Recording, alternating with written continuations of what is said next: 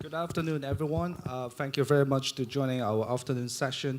My name is Ray Chan. I'm the moderator for the panel today.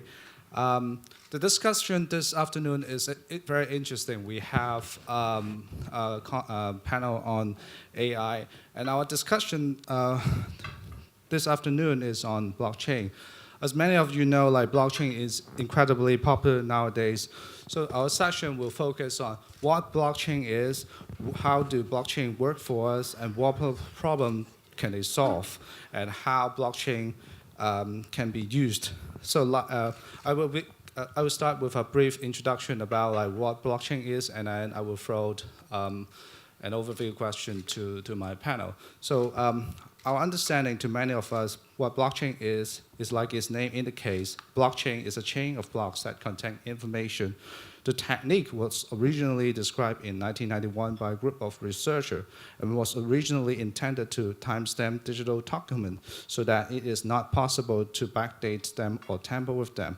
However, it went by mostly unused until it was adapted by Satoshi Nakamoto in 2009 to create Bitcoin. A Bitcoin is a distributed ledger that is completely open to anyone. So this is the background of what blockchain is, and then I will ask my audience to give their opinion of what blockchain has developed and what do they see in the past 12 months. May I start with any of my panel want to jump in? I'll start. Angelina? Hi, Angelina Kwan. I think blockchain is here to stay. It used to be, as I talk about this whole phenomenon about Bitcoin and things like that, I think it used to be snake oil, but now the snake oil has become medicine. And blockchain, distributed ledger, Bitcoin, and all these cryptocurrencies are the wave of the future, and will slowly be accepted and will slowly move as the way to go going forward. That's my personal view, and not the views of my company. But I think that is the way to go. Thank you. Douglas? I think when we're looking at blockchain, it's actually important to look at a number of different pieces. For me, I think of blockchain as basically a combination of technologies, DLT, distributed ledger technology, cryptography, and smart contracts combined in different ways to produce different results. If we think of cryptocurrencies like Bitcoin are one particular type of blockchain application. If we think of another area that's getting a lot of attention right now, ICOs, initial coin offerings, that is another application of blockchain. ICOs are effectively blockchain combined with crowdfunding. And I think when we look at most of what is happening today, there's a whole lot of noise around cryptocurrencies, ICOs, and in particular, open permissionless systems. And I think much of the real action and the future transformational development is primarily in the closed or permission systems developed between smaller groups to deal with particular problems. Yeah, I would agree with that for sure. I think in the last year there's been a real sort of divergence, if you will, from the cryptocurrency open systems and the enterprise DLT solutions, financial blockchain, if you will. And they're really starting to build different solutions. They all may have came from the same beginnings, but they're actually forming quite different technologies. And I think the maturity level of the enterprise and the DLT side, looking at sort of bank applications, et cetera, isn't as advanced as in the public area. You know, Bitcoin's been around for a long time. It's quite stable, et cetera.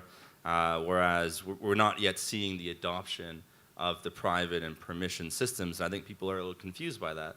They're saying there's all this noise, where's my production system? But I think because we've had to sort of re-engineer the underlying systems to allow for private networks to exist, to allow for permissions to exist, you know, I don't want to trade with an anonymous counterparty. That's not the use case, right? I need to know who they are, that's fine, that's good. So we need to now sort of change the technology a bit to meet that use case. And I think that's what we're seeing now is development on both these sort of two sides of the same coin. Sure. Paul? Yep, I hold a similar view. To me, blockchain can be defined as a secure, real-time, B2B data synchronization platform. So most of our projects are actually around permission blockchains rather than public open permissionless with crypto asset generated. And we see a lot of potential of using this technology to facilitate collaboration cross-border and cross-industry. So we see some collaboration before which is not possible when customer information is involved, and you need to transfer them offshore to a lot of jurisdictional regulator. This is something they never permit. But now with blockchain, is now being more feasible. So we see a lot of development coming up very soon in the coming year. Lawrence? Yeah, it's interesting. The first application of blockchain is really Bitcoin, which started in 2009. It's been almost 9 years. But if you look at other kind of public blockchain adoption, that's not, besides Bitcoin ICO, you don't see that many. Whereas I think a lot of interest recently are on the enterprise, so-called permission blockchain. Actually, I think eventually, I think this whole technology will probably affect any kind of business. If we have a business process that involve a lot of different stakeholders, they're not necessarily trust each other. Right now, they need to share a lot of information because they're transacting with each other. But now they are not. I mean, because they have their own database, so that a lot of time they don't see the same. They should be seeing the same fact at the same time, but they don't. And because of that, there are a lot of resources, error, are spent on to just reconcile the errors. And blockchain or DLT, supposedly we'll be able to solve this problem. I think that's why I think any kind of business process that when you have this kind of, but it's also true that blockchain is not for every kind of application. If your application only involves one party, probably blockchain is not the one because it's not efficient. But the fact that you have something that involves a lot of people, blockchain. But also the other thing I want to, from one of the panel speakers says that I think one of the reasons we could be holding back some of the application is the privacy issue. Is that even if you are using a permission blockchain where you know each other, but you still, I mean, I think the stakeholders are still very careful that none of the client information has sort of been leaked out. I think unless this problem is really totally solved, so I think we'll hold back a lot of this application to be live. Okay, thank you, Lawrence. May I first quickly ask you, like, as the president of a Hong Kong Blockchain Society, where do you see the position of Hong Kong? And then after, I will come back to like individual sectors such as the banking and the HKA's position in blockchain. Okay, I think Hong Kong. Okay, I think really to realize to play a role in this, I think you see many sort of people are sort of competing over. But I think in blockchain you have to work together. I think collaboration is very important. So I think Hong Kong should really use its strength in the sense that Hong Kong may not be the place where you have a lot of technical engineers. Like China may have all those, but Hong Kong do have a lot of the very good legal structure. So I think it should sort of work with some other neighboring country, maybe the one to push the best practice to set up standard. I think that is important. I think to Hong Kong to play a big role in this ecosystem. Thank you. Can I quickly turn to Josh? Like, at HSBC, HSBC is the largest bank in Hong Kong, and like, can you share your experience in terms of like how the technology of blockchain can be used in trade and trade finance, that kind of area, apart from like just transferring money? Yeah, no, absolutely. So obviously HSBC is a huge presence in Hong Kong, but also around the world, and we're also one of the world's largest sort of trade finance banks. So this is actually where we see some of the early adoption of this technology because the problem is so well suited to the technology. Digitization of international trade is not a new topic. People have been trying to digitize international trade for a while, which is good in a way because you know there's a real problem to solve, and it's always good when you know you have a very clear problem to solve when you're looking at some sort of new technology like this. What we've lacked, though, is the ability to work together. The international trade scene is very wide. There's lots of different industries involved. There's lots of players. To do one trade between here and say, the US, it could involve a whole number of parties and a stack of documents like this tall. And that process can't really stay, and those parties need a way to connect. And there wasn't a way for these parties to connect before. You could find a private system, but then everyone would have to adopt a private system, and that has its challenges. Or everyone would more likely use their own system, but then their own system only connects just two parties. So everyone reverts to the lowest common denominator of communication, which is fax machines, emails, and paper and courier packages flying around the world. Yep. So what we're going to do is we're going to use this technology to build international trade networks. We're going to do it in an open way. We're not doing any projects that are sort of HSBC alone using blockchain.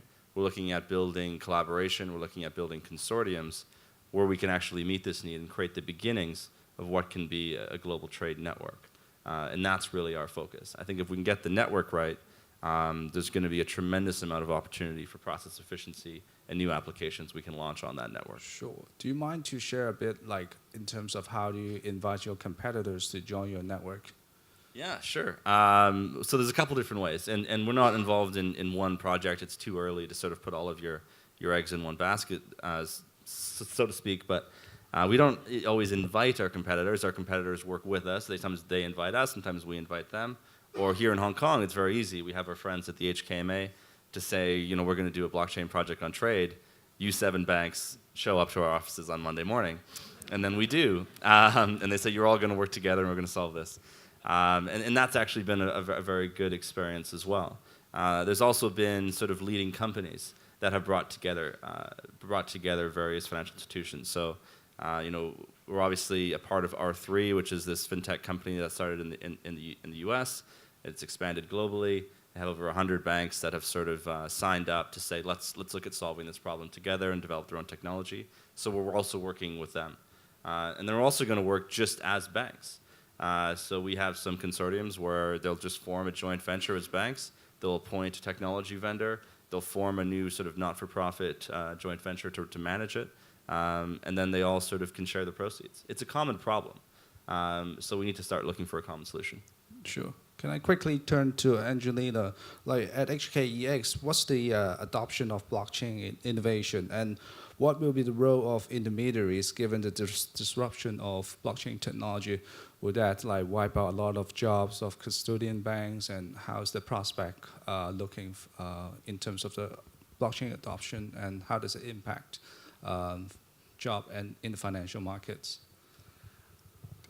Clearing and settlement are probably the best things to actually use a blockchain technology. So if you look at what Douglas was saying in terms of what is blockchain and distributed ledger, it's 2 parties actually passing information to each other in a secure way. So if you put that into the clearing and settlement front in terms of you've done the trade, and then on T+2, money passes and script passes, blockchain or the use of distributed ledger is actually theoretically a really good way of a secure method that can actually be scalable.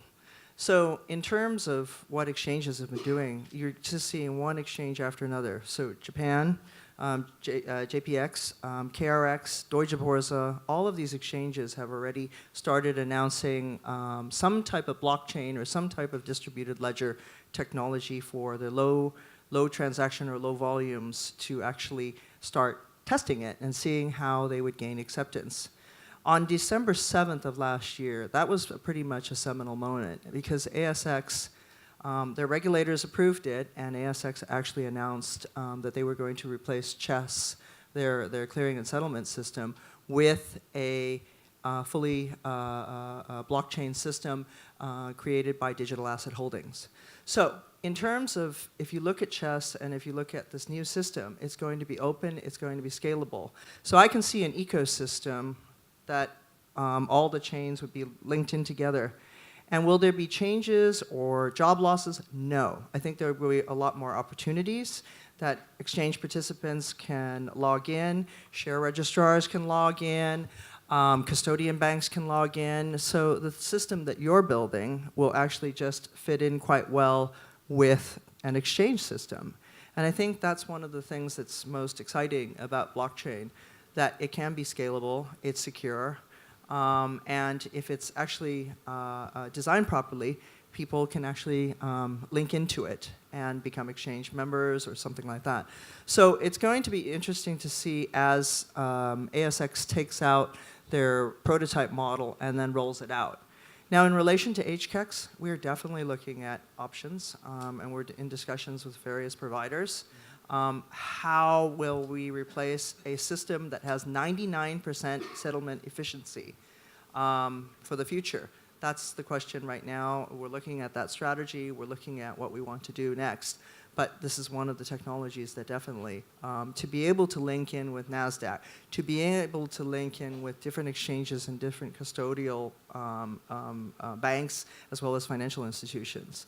So the area of being open, scalable, is probably the buzzword of the future.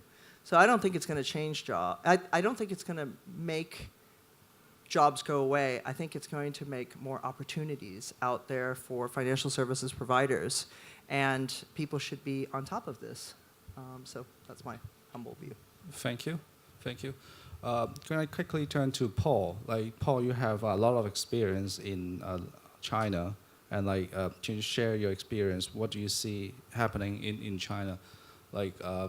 You have experience not just in the financial sector, but also in agricultural and other oil sectors. Yes. So perhaps you can share some of your experience in terms of the adoption of blockchain Sure. apart from just financial services. Sure, thanks. So yes, I thought my career will stay with the financial services, but now I'm raising cattle and planting crops and all that. So because our team actually cover the region, we have seen two major developments. One is a lot of blockchain platform is being deployed for cross-industry collaborations. So manufacturers are working with leasing companies. We have shipping companies working with insurance companies. That is one part of the demand in the market for the technology.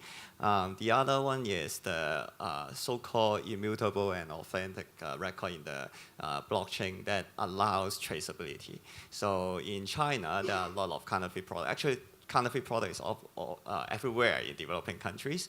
Like 80% of the products in the market are fake. So there's a big need to use blockchain. I have seen a brand, a company that sells brand beverage. With blockchain, they actually chase out, they actually increase their revenue 5 times in 3 years, just because they kick out all the counterfeit products. So it's a very powerful technology in China and in developing countries.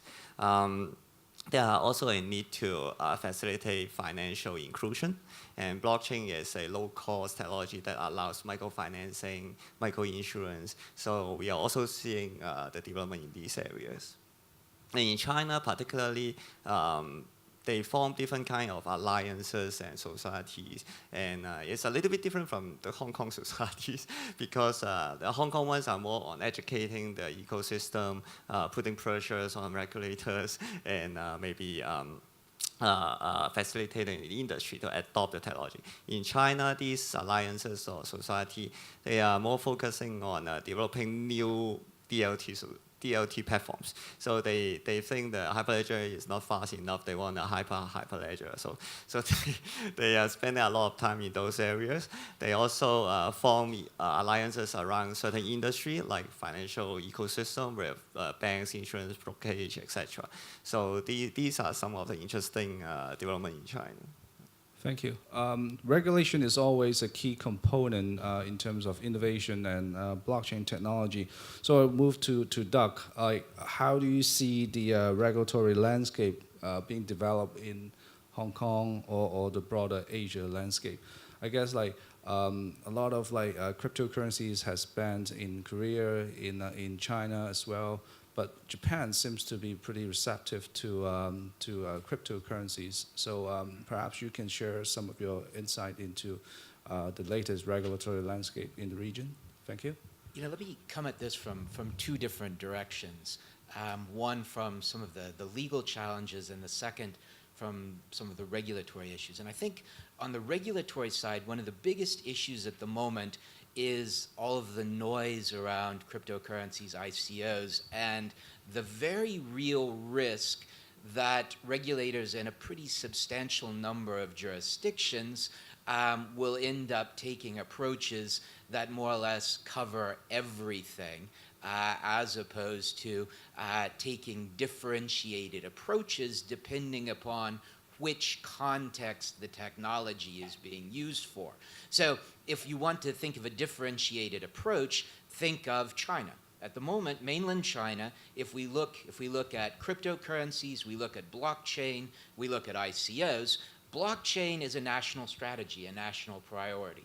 If we look at cryptocurrencies, we can look at non-sovereign cryptocurrencies, where effectively they're almost banned at this point, and sovereign cryptocurrencies, where the People's Bank of China is actually running advanced pilots in launching its own sovereign cryptocurrency. So what you can see is a differentiated approach, but other regulators are sort of lumping everything together, and I think there's some real risks at this point in time. From the standpoint of some of the legal issues that we're seeing, I think these are very important for where we are at the moment. If we look at the core strengths of blockchain, it is really security, transparency, immutability. But the thing is, these strengths, from a legal standpoint, are also some of its biggest challenges. There's often a view in certain parts of the community that blockchain gets you out of the legal system. And the reality is that it doesn't. It pretty much exposes you to the legal system everywhere. And as we see some of the losses mounting in some of the crypto and ICO world, we're going to see some of those things play out in a context that perhaps wouldn't have been ideal. But if we think of security, not every blockchain is built the same. Some blockchains are very secure, others not so much, and a real need, I think, for further progress, particularly in the sort of ICO certification process that is taking place.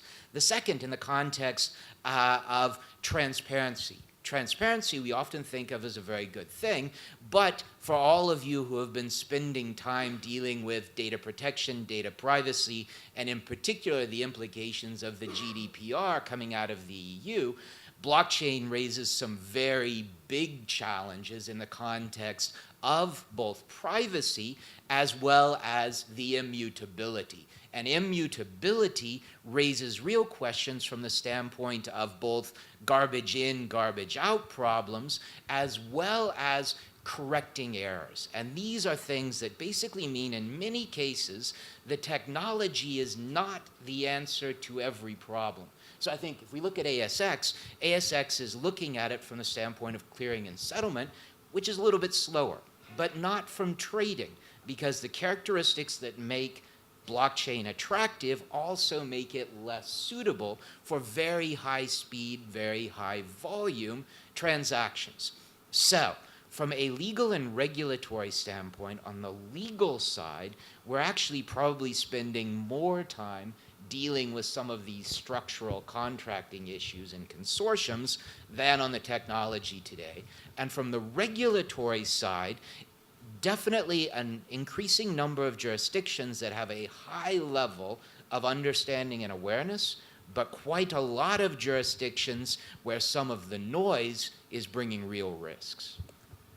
Okay, sorry, Angelina, you have anything to add? I would agree with everything that Douglas has said. And it's interesting because in Asia, most of the regulators treat, for example, Bitcoin, they treat it as a currency, which is why in Hong Kong it's actually not legal in tender.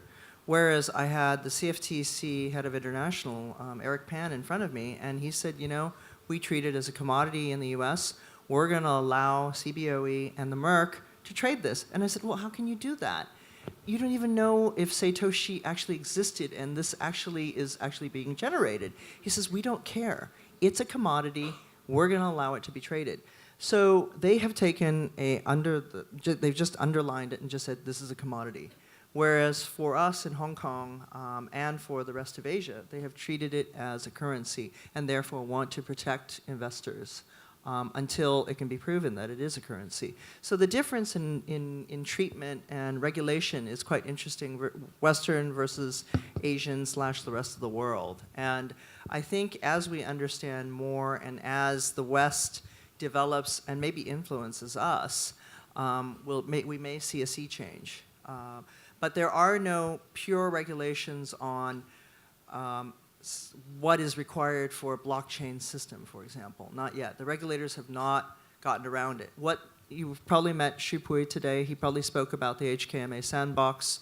The SFC has actually talked about their sandbox. So regulators are looking and examining it, and in fact, they want it in their backyard so that they can watch it even closer as it develops. So I think you're going to see cautiousness, as Douglas has said.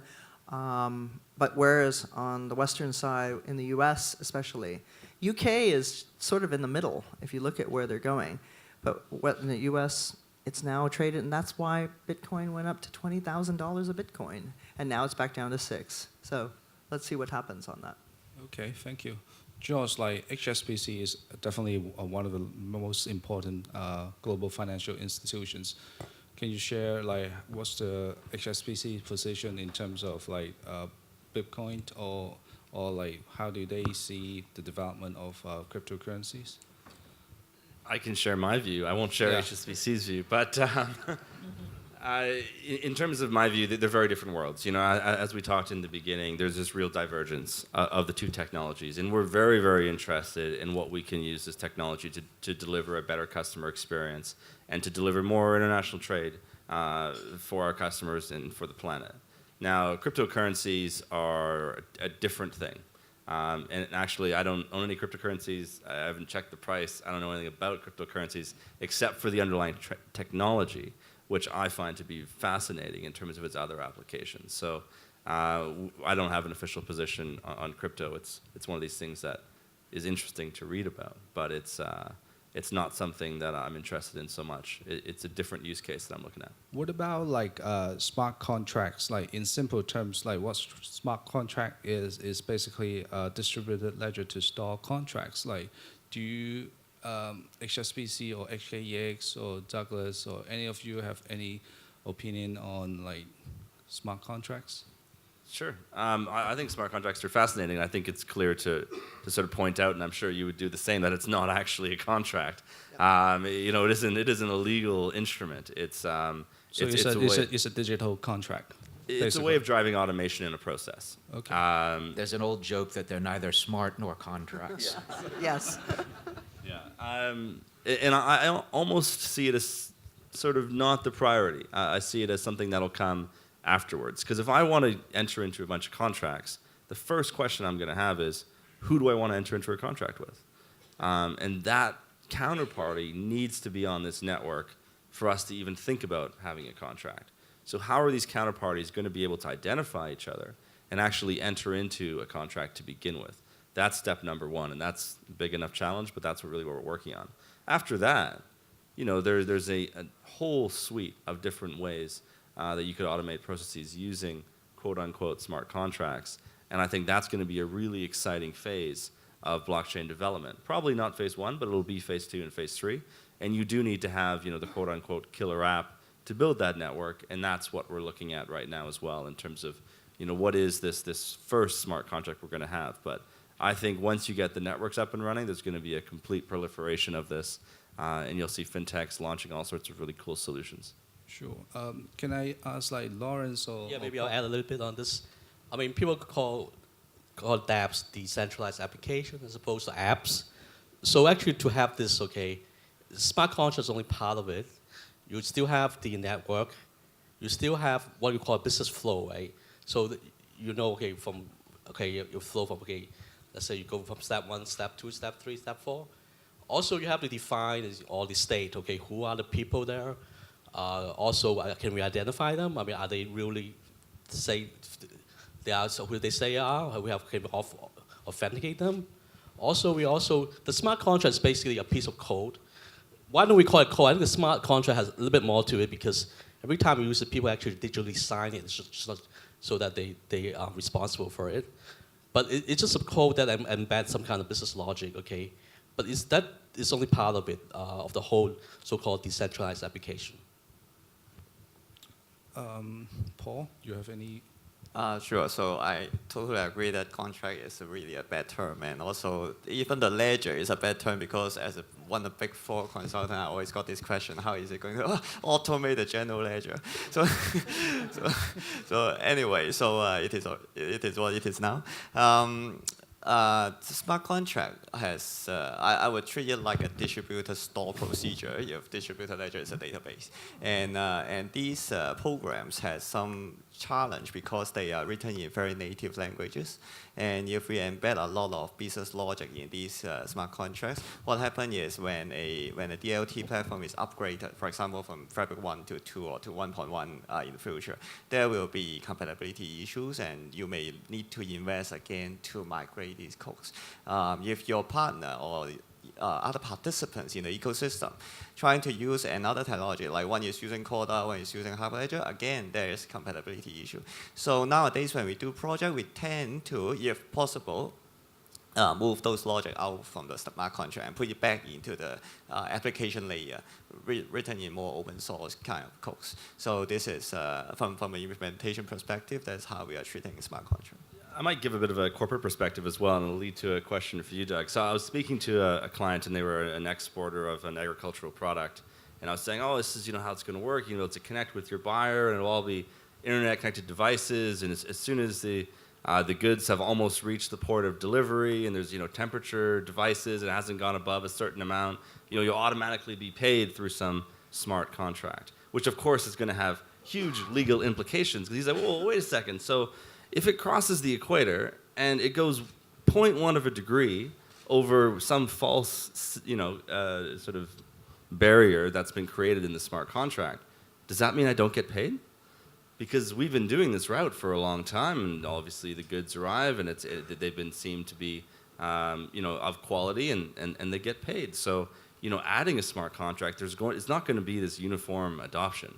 Some people may not want all of these things to be automated for good reason. I think it'll pose a lot of legal challenges in saying how much strength do we want to put on these automated smart contracts.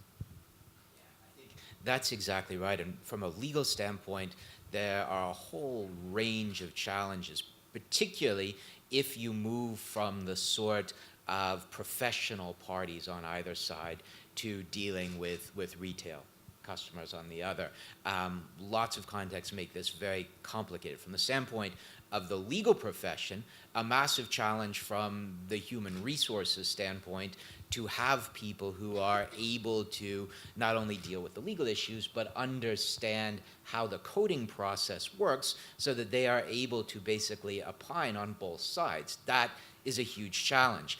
And of course, from the standpoint of system design, this is where the more complex, the more variables there are in the environment that you're trying to deal with, the more complicated it gets. And this is, from that permanent standpoint, one of the problems, that much of the legal system is about changing things that have happened from a legal standpoint.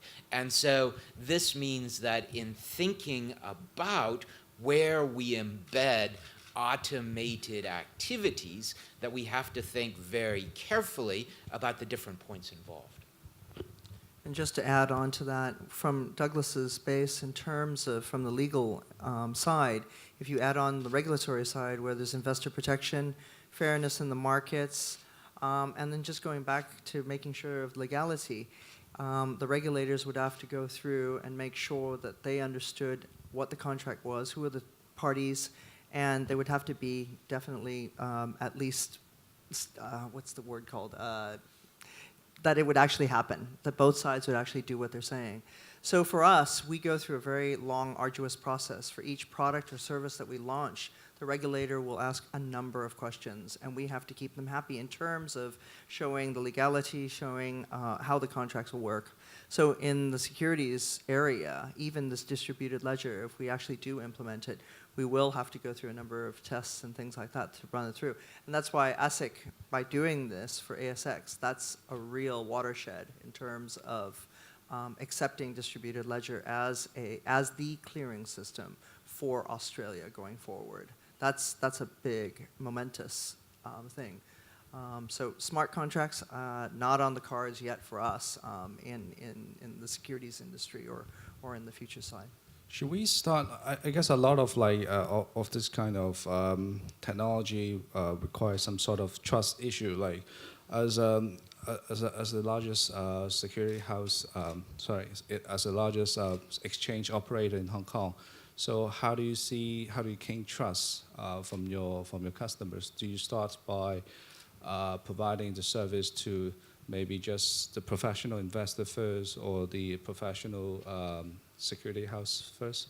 We would start with consultation processes. So we would get groups and groups of HSBCs of the world. So we'd get institutional investors in, we'd get retail investors in, and talk to them and see what their needs are. From there, we may come up with some type of prototype, which is what Digital Asset Holdings did for Australia. And then they tested it on some exchange participants as well as different parts of the whole securities industry. So fund managers looked at it, banks looked at it, and different people consulted back. So then from there, at the same time, you'd have discussions with the regulator throughout the whole thing, and they'd probably be there watching it before they would approve the use of it. So there's a lot of gaining trust, explaining it, market consultation before you launch any type of service. And if we were to go through this type of big sea change, there would definitely be a lot of discussions. So we're just launching our next gen project right now where we'll launch a client portal. So much time has been spent in just working with the market and getting their views of what needs to be improved in the clearing and settlement side. So that's an example of what would happen before we launch something like this. ASX took almost 2.5 years before they actually launched this new system by Digital Asset Holdings. So we expect it would be similar if we did something like this. If you started right now, probably 2020 or 2021 if you were able to get it together for any exchange. So it's a lot of consultation, a lot of market buy-in before you could actually launch this. For financial market participant, do they normally utilize their in-house technology or they adopt third-party technology? Which way is better? I used to work for a financial services provider, so we would buy systems off the shelf. So if Fidessa, for example, which was our trading system, if they were to use a distributed ledger, if they were able to get it past all their users and offer it, financial services providers would definitely use something like a Fidessa trading system or an Ayers trading system. But it can't be too advanced that it doesn't match with the exchange. It has to be compatible. And that's where I think Thomson Reuters and all these different providers are thinking about what's the next phase and how do I actually put together products for my market participants? How do I anticipate? And part of that, from an exchange point of view, is to be able to work with these product providers like Ayers, like Fidessa, NICE, Actimize, all of these systems providers to get on the same train and to be compatible. Right. What about for Deloitte and HSBC? That's what Deloitte does to help these people. Go ahead.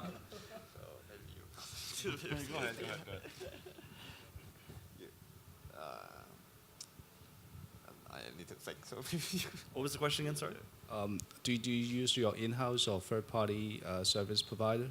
Yeah, sure. I think it's going to take a lot of work from both in-house and external, to be honest. There's going to be things that we're going to do very well internally, like understanding our own back office systems, et cetera, that we wouldn't necessarily want to outsource to a vendor. But we definitely want to work with third parties who are sort of more on the cutting edge of what's happening with these latest technologies. So it's going to be a combination. But I think we're definitely going to be using sort of a combination of outside and internal.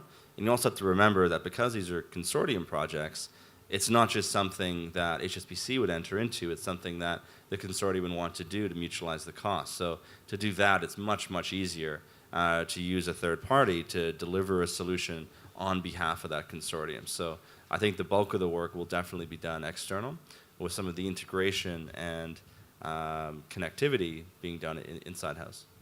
It's a complexity in some of these consortia that the technology provider is frequently part of the consortia as opposed to being a completely separate sort of service provider.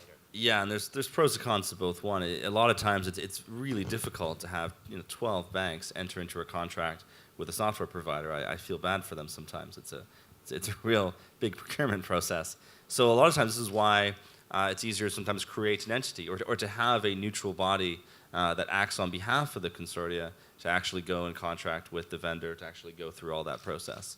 But this is all part of building a blockchain solution.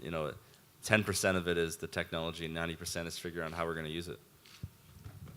For us, it's a bit complicated, this question, because we are both the service provider and also we use the technology from other vendors. So I'm thinking maybe if we are solving a business problem, most of the time we try to start in-house developing a solution for our client first. So to our client is a provider, but then it's because the speed will be faster. We are closer to the industry, and also a lot of technology on blockchain is actually open source. So you don't really need to work with a product provider in order to use blockchain. They also lower the cost for the ecosystem. But then after you complete the proof of concept, prototyping, etc., then you start to need a partner or more solution or product vendors to provide infrastructure, continue to operate that, provide ongoing support. A lot of our clients actually does not have in-house capability to maintain the blockchain. And there are also cases where the participants in the ecosystem cannot agree on a vendor.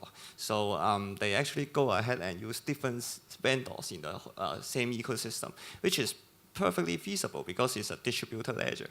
So different people can host a node in different infrastructure, use different service provider to maintain the smart contract. That's also okay. So yeah. I was just going to say, overall, adoption is everything, right? Yep. So we're trying to make all of our decisions to make sure that we can reach scale and that we can get adoption. So to do that, we're sort of trying to keep the cost as low as possible, keep the sort of as much open source as we can. It's going to make it a lot easier to sort of grow that network. It's an ecosystem play. I guess it's an open-end question for all the panelists. What do you see the prospect of blockchain in the next 5 years? Yeah. Can I start with Angelina first? As I said, I can only see it growing. And as the various exchanges actually work on their blockchain activities, I think everybody has in the back of their mind a blueprint that they will be more scalable and eventually open themselves up to connectivity between exchanges. The problem that you have is the nationality and the national interests. So you saw Australia and Singapore fail their merger. It's that type of thing that will stop them actually truly merging together. But what you will see is there'll be connectivity where you can maybe send securities back and forth if they're dually listed. The options are limitless in terms of having a scalable and connected systems, working with DTCC. So our clearinghouse working with DTCC and London Clearinghouse, you can see the scalability there, and possibly even with margins and sharing margins, and how do you move the money around if you're a global entity. If you're a retail investor, the connectivity to be able to, you can already trade if you're with Schwab or any retail brokerage firm, you can trade anywhere through HSBC around the world. But if you had a system that was perhaps through an HSBC, you could actually do that and see it actually happening in the blockchains around the world. So in the next 5 years, the sky's the limit in terms of growth. It's what happens and how do we have the security that doesn't stop it. So and we how do will we see make more sure? free flow of capital around the world. Hopefully. But that also brings a lot of issues which regulators may not like. And you're seeing yesterday with a huge free fall in the stock markets. And when America sneezed, we got a cold over here. And today we're back up again because America's up again. So it's how the regulators feel comfortable in terms of national interests also. Okay. Douglas? I think when we're looking at this, for me, one of the biggest impacts is the sort of excitement around blockchain is allowing us to rethink systems which were often designed 100 or more years ago in the context of that sort of technology. And if you think about the contrast, ASX has gotten global excitement because they are replacing their security settlement system with a blockchain system. Now, if ASX just announced that they were updating their existing security settlement system or the replacement system, that's probably not even local news. And what this says is that by having this excitement, one can go in and get senior level, board level interest in a project that if you did not have that label associated, would largely be seen as a sort of IT infrastructure, not very interesting. And I think the reality is that that offers opportunities, and we're seeing this in trade finance, we're seeing it in the diamond market, we're seeing it in the art market, we're seeing it in securities clearing and settlement, we're seeing it in early stage financing, as a matter of fact. All of these are areas where we developed systems in light of the existing technology, and we've just largely kept using them because we've always been using them. The advent of blockchain is allowing us to rethink many of these systems because it's no longer the technology that's the limitation. And the fact that we can get excited about rebuilding some of these systems to make them work better is where I think the potential long-term real impact lies. Yeah, no, I completely agree. I think in 5 years, the word blockchain may not be used a lot, but if you're a corporate and you log on to your internet banking portal, you may end up using blockchain because right now you log onto that portal and you can connect to your bank, and then that's about it. And you can ask them to do stuff with you, with other people, but it's really a one-to-one connection. When you log onto your banking portal in 5 years, you're going to see a much, much wider array of services available to you and connectivity available to you than what you have today, and that will be powered by blockchain. But you won't think of it that way. It'll just be, oh, this is how I conduct my business. So it's the remaking of these 100-year-old systems and ways of doing business that'll change. That'll be sort of, quote unquote, powered by blockchain. Okay. I also totally agree. I think 5 years later, we won't have conference on blockchain anymore. And I probably need to find another job too. so it's just like SSL or Hadoop, any kind of technology. It was quite an excitement, but then very soon it became part of the infrastructure. But from the technology perspective, I think at the moment it's developing towards interoperability because and also the distributed administration of the network. Because at the moment, especially on permission blockchain, the administration, the operator of the network is still very centralized, and that actually defeats the purpose of DLT. So you still cannot let different industry participate in the ecosystem, and every one of them has the right to onboard further participants from their own industry. So this is the limitation of the technology itself. Interoperability also prevent cross-border collaboration because some of the network are actually on different technology standard. So I am aware that there are a lot of people working on these areas. They're trying to find solutions, building bridges, and creating decentralized membership services, etc. So in 3 years' time, these issues will be resolved already. Can I quickly ask you, how do we resolve those issues in your opinion? How do we get more people in different industry to join this ecosystem? Okay, this question has two aspects. So from the business perspective, it's actually not hard to get people to join because there are a lot of synergy when cross-industry and cross-border collaboration happens. So we are not that concerned. It's more on the compliance, regulatory constraint, and all that kind of stuff, and data privacy constraint. But then from the technology perspective, when there are sufficient or critical mass of people using one particular standard. Let's say for Diamond, if everyone is using Ethereum, or for trade finance, everyone is using Hyperledger, then people will converge. And then that is one way to solve the problem. Of course, I know people like MIT Idea Lab, they're trying to develop some very high-tech bridge. That's another way. Lawrence, Hong Kong, or is Hong Kong being the hub of blockchain, or how do you see the prospect in terms of the adoption of blockchain? I think, as I say, I think for Hong Kong to become a hub, you have to work with the neighboring countries. And I think in 5 years' time, I think right now there's a lot of these things are still on the POC. Not really live. They're very only a handful are probably really alive.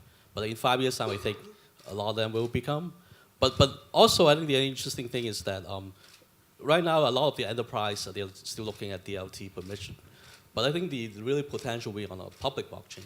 Just like internet, as opposed to intranet. I mean, you see when you have the internet, that is really the thing that is having seized power. But to have a public blockchain, there's still issues that need to be solved before it can really be adopted. One is, I would say, the identity management issue.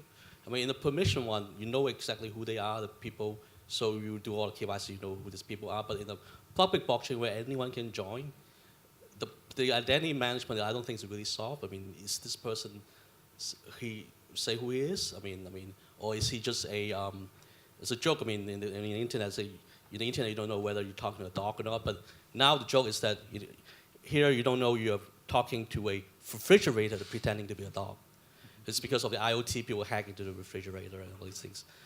So that's one thing. I think the other thing is the privacy issue. I think in a public chain, I mean, you don't where everything can see everything, and that's not, then that you don't have the privacy. I think that is something that need to be addressed. I think people are working on it. For example, it could be some kind of more advanced crypto protocol, something like, for example, zero knowledge proof.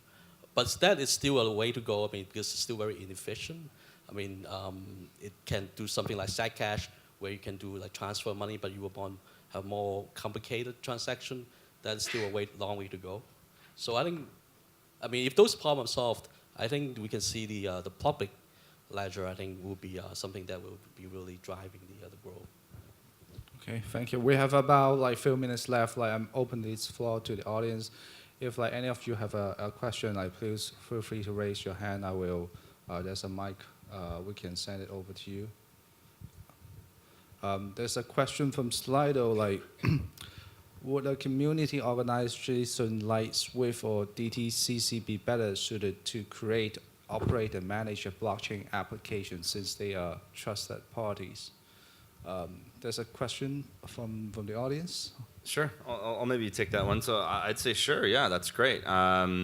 We're definitely in discussions with parties like this to play a role, because the second you create a permission blockchain network, someone has to give the permissions. And that's a perennial problem. So, we talked about it before. How do we distribute that instead of making sure it's sort of not one party that has to do this? Right now, the way it is you have to create an entity, a joint venture, or whatever, and then everyone sort of represents that, and that's the party that provides the permission, and that becomes the new SWIFT, if you will. But if SWIFT themselves wanted to do this, that'd be a great discussion.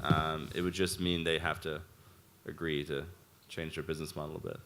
And the answer is yes, they're both working on this. DTCC is working in the credit derivatives context, which is a naturally relatively small but decentralized market on a sort of out-of-date structure. But for centralized securities holdings, it's finding that its existing system is more robust, faster than alternatives. So it's an example that blockchain isn't the answer to everything. SWIFT is very much in the process of trying to reinvent itself, and blockchain is one of the possibilities that is being investigated. Yeah. Any more questions from the audience? If not, please join me in giving our panel a big applause. Thank you.